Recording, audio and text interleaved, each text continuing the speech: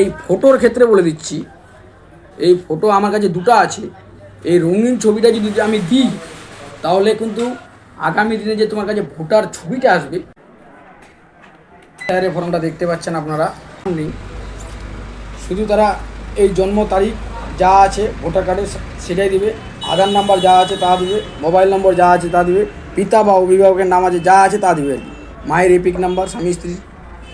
আর দ্বিতীয়ত কথা হচ্ছে, যেহেতু 2002-এর ভোটার লিস্টে ওদের নাম নেই, ওর নাম নেই, অতএব এই জায়গাটা ওদেরকে পূরণ করতে হবে না। যারা নিউ ভোটার, যারা 2002-এ ভোট দেয়নি, তাদেরকে এইটা ফর্ম ফিল আপ করতে হবে। এই সোজাসুজি এখানে নাম আছে, এপিক নাম আছে, এখানে আত্মীয়র বিবরণ দিতে হবে, বাবার নাম দিতে হবে, বাবার এপিক নাম্বার দিতে হবে, আত্মীয়র নাম দিতে হবে, সম্পর্ক কী, মা না বাবা, জেলা ও রাজ্যের নাম, বিধানসভা ক্ষেত্র এখানে কুসুমুটি লিখতে হবে। আর বিধানসভা ক্ষেত্র নম্বর আমাদের ছিল 33 দিতে হবে, এবং বুথের যেটা অংশ নম্বর। আর ক্রমিক সংখ্যা যেটা আছে বাবার ওই 2002 সালে ভোটার লিস্টে, সেই ক্রমিক সংখ্যাটা এই জায়গাতেই বসাতে হবে।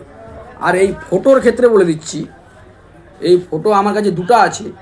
এই রঙিন ছবিটা যদি আমি দিই তাহলে কিন্তু আগামী দিনে যে তোমার কাছে ভোটার ছবিটা আসবে, সেই ভোটের ছবিতে তোমার সেম এরকম ছবিটা আসবে, না ছবিটা ফোকাসটা ভালো হবে না।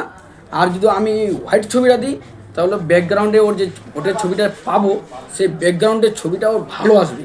অতএব আমি সবাইকে বলবো যে আপনারা সাদা ফটোকপিটা দেন, ব্যাকগ্রাউন্ডে ভালো ছবি আসবে।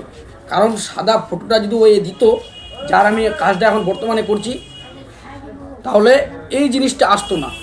এই রঙিন ছবি দেওয়ার জন্যই এই জিনিসটা আসছে।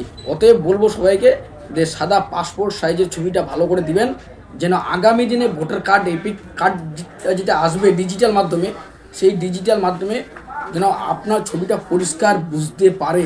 অতএব বলবো ফর্মটা ফিল আপ করার আগে অন্তত কাগজপাতি ঠিকঠাক করে দেখে নেবেন, এবং ওর কাছ থেকে শুনে নেবেন যে ও 2002-এ ভোট দিয়েছে কি না দিয়েছে, এই সমস্ত শুনেই তারপরেই ফর্ম ফিল আপ করবেন। এবং আমরা অনেক ক্ষেত্রে দেখছি অনেকেই মানুষ এই ফর্ম ফিল আপ করতে গিয়ে ভুল করছে।